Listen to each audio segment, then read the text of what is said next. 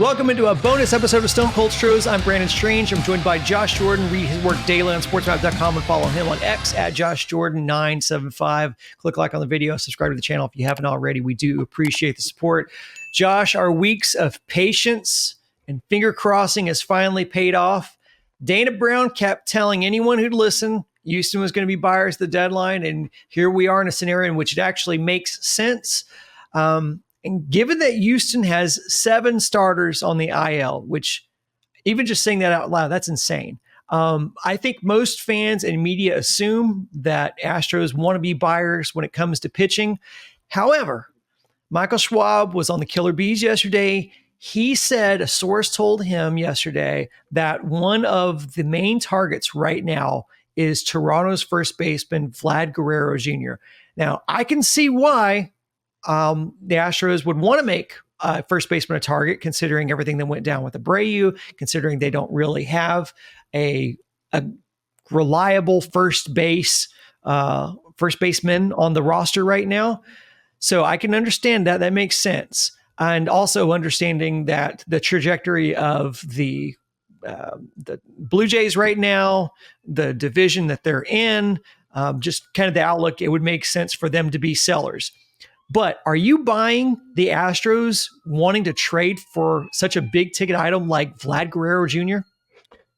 I get the interest that they would want to add a good ball player to the team where they have a big hole, but the money is something that I immediately looked at. I mean, he's making like $20 million this year, and half the season's over, so maybe you don't have to take all that on. But next year too, he's still under contract next year. He'd be in arbitration again. So, and the amount of prospects that you'd have to give up, because the Astros aren't going to be the only team that wants Vlad Guerrero Jr. So you'd have to compete with teams with better farm systems, the Yankees. And there's so many teams that are still kind of in it with the way MLB's set up with the playoffs now. I just don't know if they would want to, give up what it would take. Schwab talked about in an interview on ESPN Houston that it would probably take some of your best minor league prospects. It could also cost you a player on the roster like Chas McCormick or Jake Myers. That all makes sense, but that doesn't really make the money work either. And then if they're looking at it long term, next season, they're like, oh no, Vlad costs this much. Well, maybe Verlander falls off the books if his option doesn't vest. Maybe they do let Bregman go and there's some extra money there. But for me, pitching is the priority right here. You have 4 starters, a couple guys in Blanco and Arrighetti that have never pitched more than like 125 innings in their career. Verlander's hurt. You don't have much in the farm system to come up and help you. So this doesn't make a lot of sense for me. I think pitching has to be the priority here. I understand it'd be great to get Guerrero. It just, if I had to guess if it's going to happen or not, I would say no. Yeah. And look, just to add some context to it, before we started recording on this, we were talking about how Schwab definitely has sources. You brought up the fact that he reported the Scherzer trade before anyone else last year. So he's got his sources for sure. And he also mentioned that the Yankees, you mentioned the Yankees as being, a possible team interested. He said that he confirmed that the Yankees are also interested, and that makes sense for them. They would definitely be able to outbid you, which is why I think that there's a possibility this could be a smokescreen.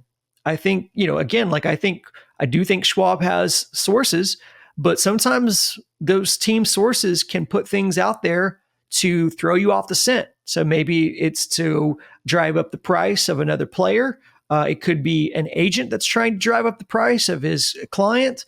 It could, many times, we've thought Scott Boras has put stuff out into the media to drive up, a bidding war over players.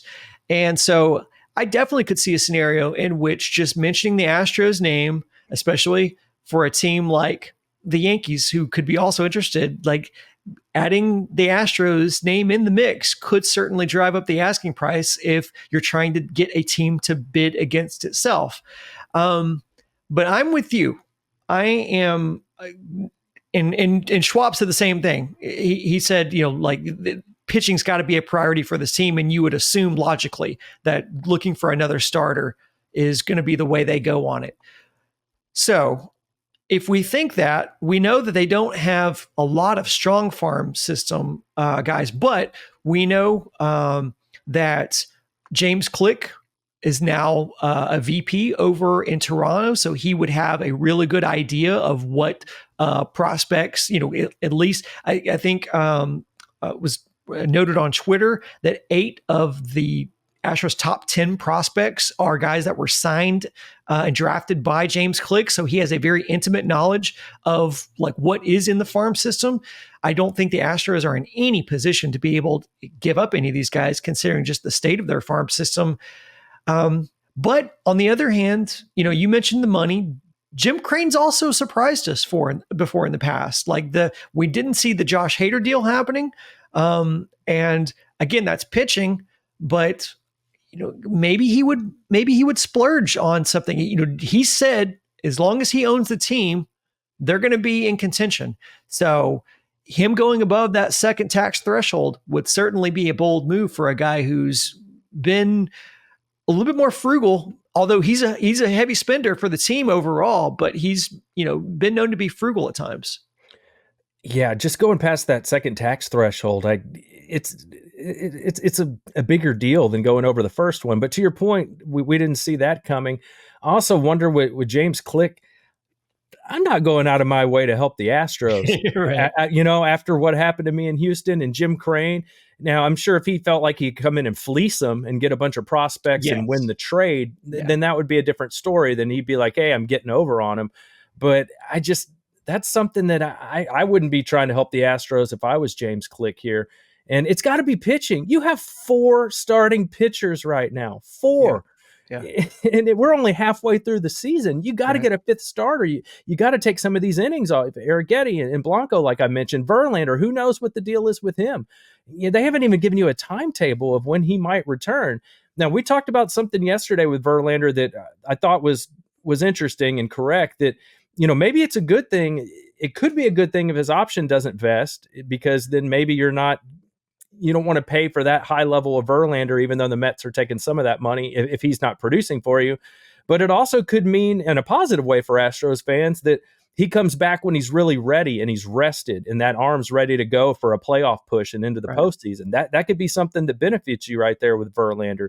So we'll see, but pitching to me has to be the top priority here. And why are they back in it right now?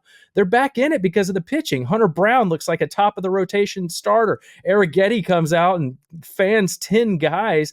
No other Astro this year has done that. Ronel Blanco is a Cy Young candidate. It's all because of the pitching right now. Even that game the Astros won the other day where they jumped out 5-0 real early, they didn't score again for the rest of the game. So there's still some of these lingering issues that we've seen earlier in the season that could still be a problem for this club. And we know outside of the Orioles, the competition level hasn't been very high in these Astros wins. You're about to have to go to New York, face a red-hot Mets team. We'll see. And that's 10 games in 10 days. You got to have a 5th starter. What are we talking about here? So we'll see if they go to Sean Dubin or if they bring up somebody from the minors to take that, AJ Blubaugh.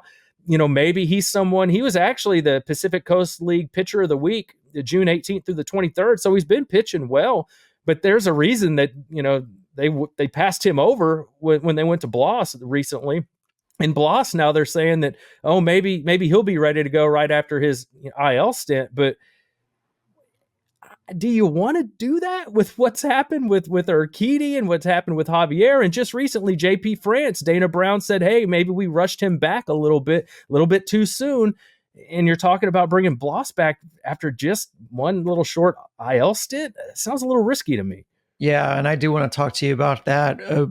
Before we get into that, we know prospects alone probably won't get a deal done if you're going to get a starting pitcher. Again, it depends on what level of starting pitcher you get. Yeah. But if they're not going to bring up a blue ball, or again, like depending on what Bloss's availability is and how he comes back, we know he's soft tossing, so they do expect him to be back from his IL stint, or be ready when he comes off of the IL stint. So maybe you're talking about trading a position player. I think that was something else that Michael Schwab, you and I had been talking about that before even the Michael Schwab conversation. Is like, you may have, maybe you're trading high, maybe you're selling high on a Jake Myers.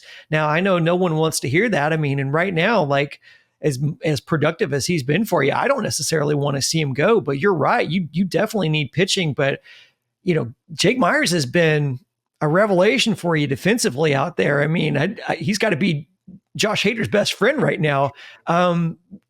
Do who do you see as a position player that the Astros could sell high at, and maybe, in a bundle with a prospect or two and get back a starting pitcher that, could add depth to your rotation?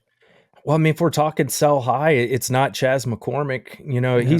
He's shown some signs that he's starting to get it going lately, but overall, it's been kind of a bumpy start to the season for him, or not even start to the season. First half, of course, he was injured a bit. Jake Myers would be the guy if you're talking about selling high, Yep. but I don't think they want to take him out of the lineup. Dubon, you could say maybe sell high on him because he's hitting well again this year. But how much are you going to get for a utility guy? How can you get rid of Dubon for a pitcher? He's basically your starting first baseman right now. Caratini's hurt, so Diaz is going to have to be your catcher on most days. There's not a lot. I mean, Singleton, you're not going to get anything for him. Loperfido, they're not going to want to trade Loperfido yet. They want to see what he can do. And with Kyle Tucker still injured, you're going to need that outfield depth. We don't know when he's going to be back. Dana Brown said he's hoping 10 days, but that sounded kind of optimistic.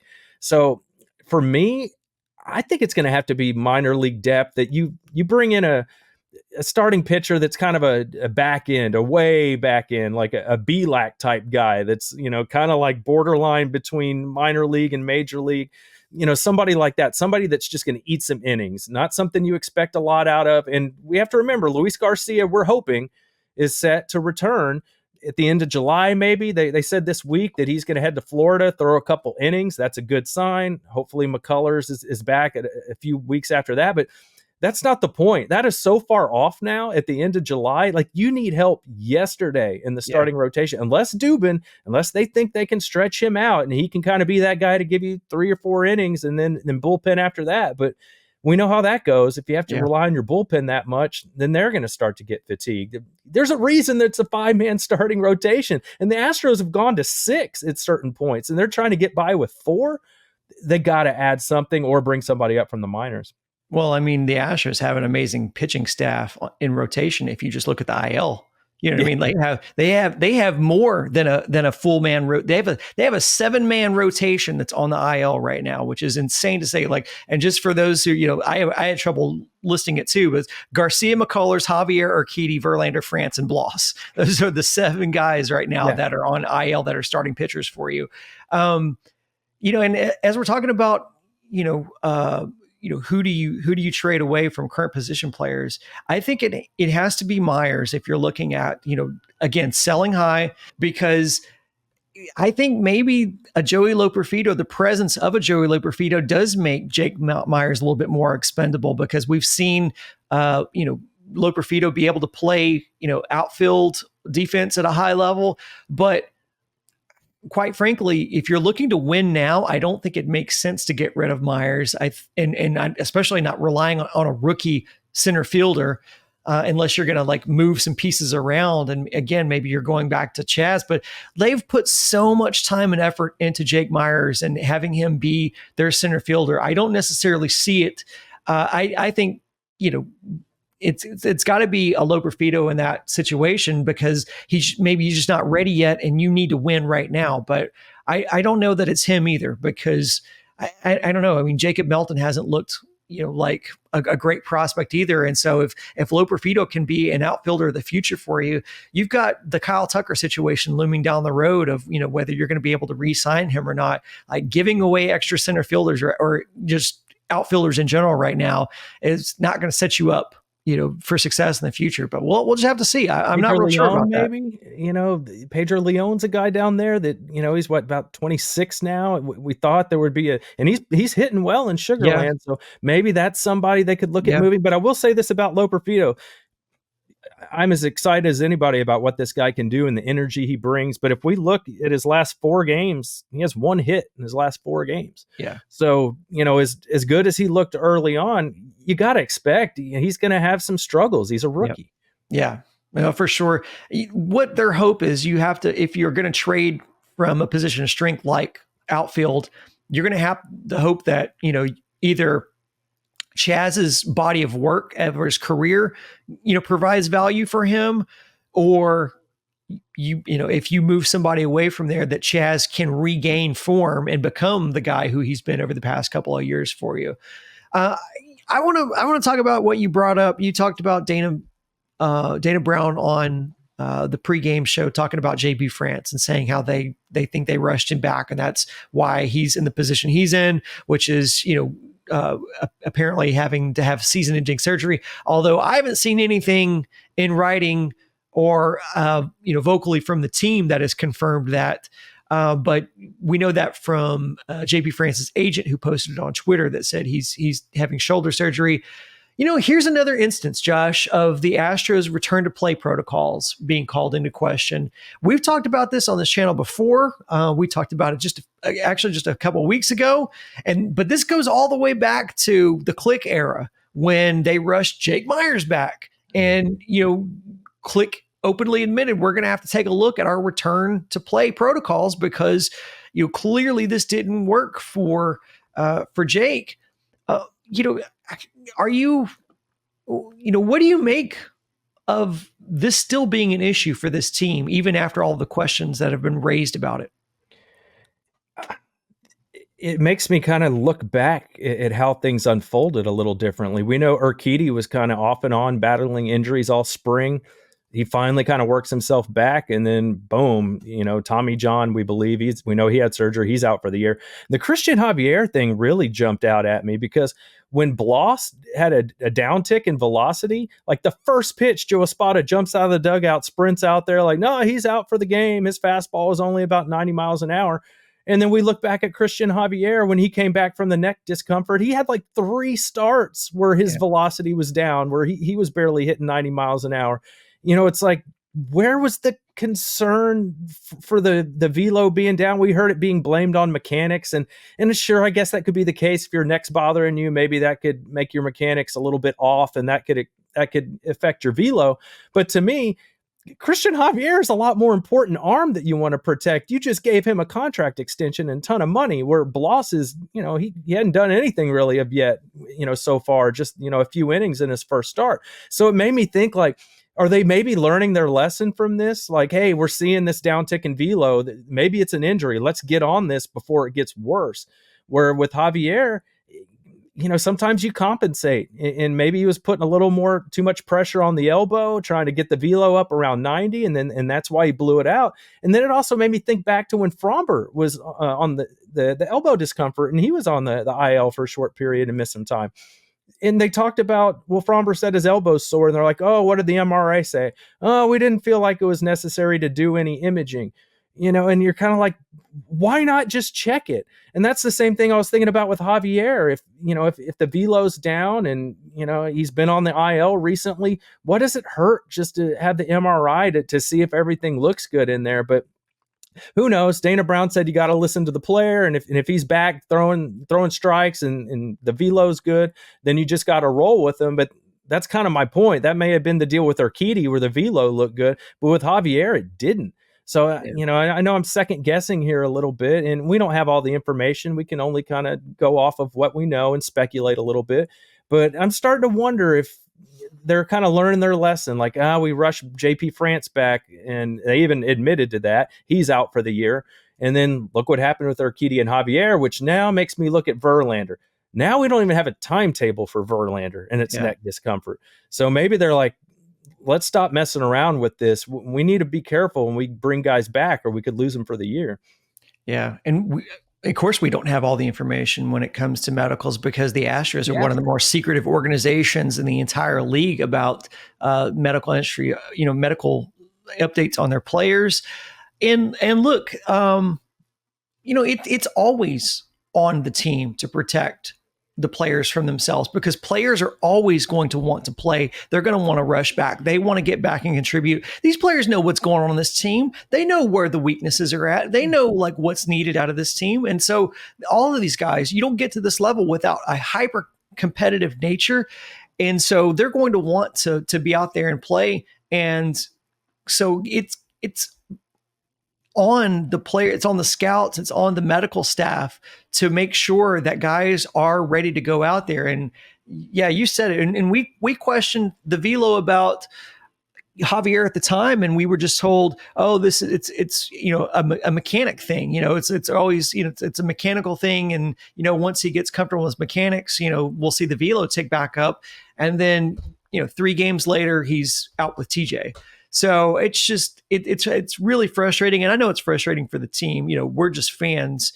The team has time and resources invested in these players, but it's very frustrating. And like you said, you're at a place right now where if the resources aren't going to come internally, then they're going to have to come externally. You're going to have to bring in somebody to do this. And look, all that's going to do is you're mortgaging more of the future, letting prospects go. Now, granted, we don't know like what prospects turn into. We say it all the time on this channel, like prospects are just potential. And, look, you brought in Zach Greinke, which, Jeff Luna thought was a too high of a price to pay for Zach Greinke. And literally none of those prospects have turned out to be anything. So it turns out that was a good deal.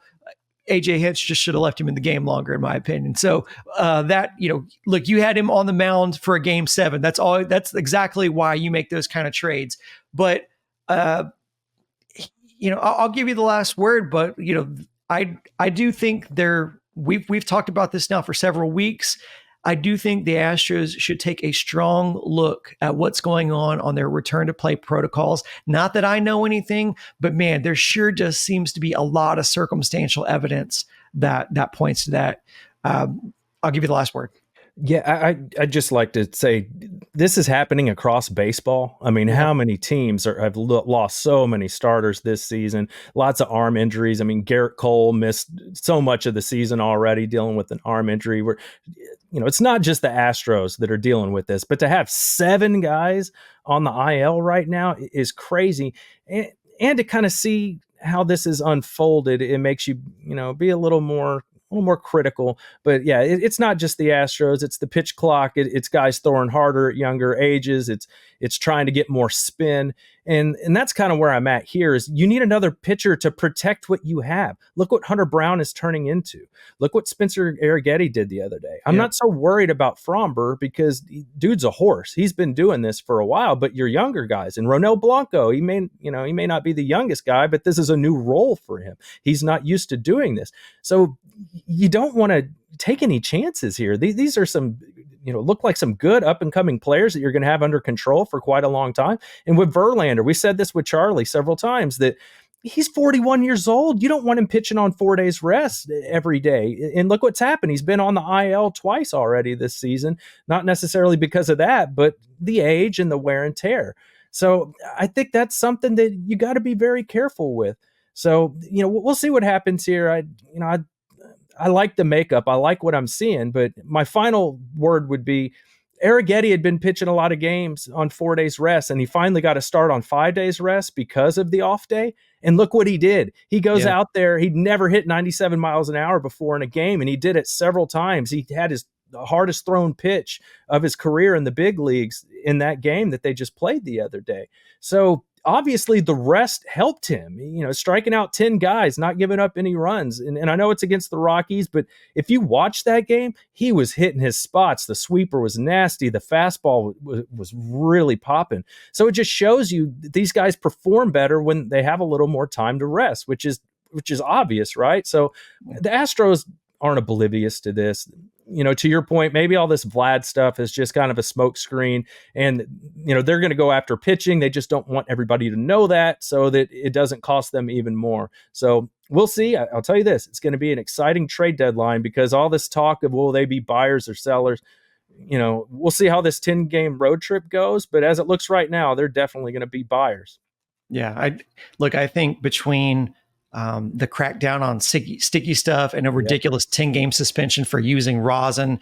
The pitch clock, emphasis on spin rate from throwing as hard as possible. Something has to give in this sport. So I guess what I'm trying to say is I'm only interested in Vlad if he can take the ball and pitch every 5 days. So that's going to be it for this episode of Stone Cold Stros. If you listen on podcast, you enjoy the show, please be sure to give us a 5-star rating. Charlie, Josh, and I will catch you next week for a brand new episode of Stone Cold Stros. Thanks for listening. Till next time, go Stros.